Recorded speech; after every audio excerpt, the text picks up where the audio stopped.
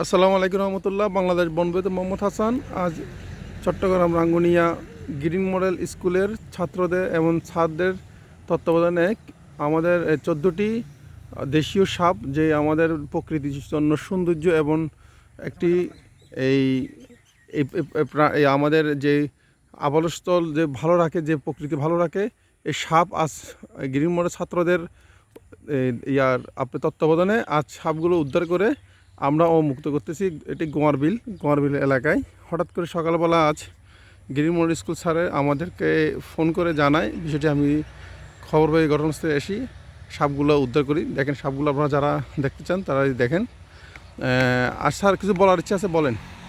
আসলে সাপগুলো তো আমাদের প্রকৃতির সম্পদ, তাই আমরা এগুলো পেয়ে না মেরে আমরা প্রকৃতি বাঁচানোর জন্য সাপগুলো আসলে বনে তাদের আবাসস্থলে ছেড়ে দেওয়ার জন্য আপনাকে ফোন করে আমরা আনছি। এই জন্য ধন্যবাদ আপনি আসার আপনাদের জন্য। এই স্কুলটা একটু কাইন্ডলি ঠিকানাটা দিবেন। আমাদের স্কুলটা হচ্ছে গ্রিন মডেল স্কুল, চন্দ্রকোনা, মহাজন বটতল, রাঙ্গুনিয়া, চট্টগ্রাম। আচ্ছা, যাক, আপনাদের এই উদ্যোগের জন্য আমরা বন বিভাগকে ধন্যবাদ জানাই। আর আসুন আমরা এটা মুক্ত করি।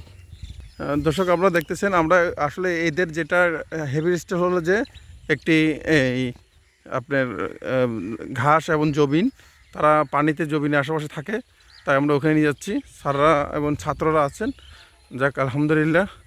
এগুলো এমনি দেশি আমাদের যেটাকে বলা হয় ধরা সাপ। আমরা এটি এখানেই অমুক্ত করব খেরে। স্যার, এখানে ছেড়ে দিতে পারেন।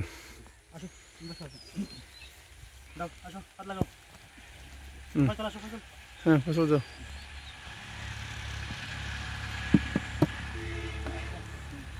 অত্যন্ত সাহসের কারণে এদেরকে মুক্ত করা হয়েছে। তাদের মধ্যে তারা ঘোরাফেরা করে। এখন এই সময়টা সাপের একটি বাচ্চার ব্রিডিংয়ের সময়। আপনারা যারা এভাবে সাপ পান অবশ্যই আমাদের সাথে যোগাযোগ করবেন। আমাদের নাম্বার 01999000278। এই নাম্বারে ফোন দিলে আমাদেরকে পেয়ে যাবেন। আসসালামু আলাইকুম রহমতুল্লাহ। সব ভালো থাকবেন, সুস্থ থাকবেন।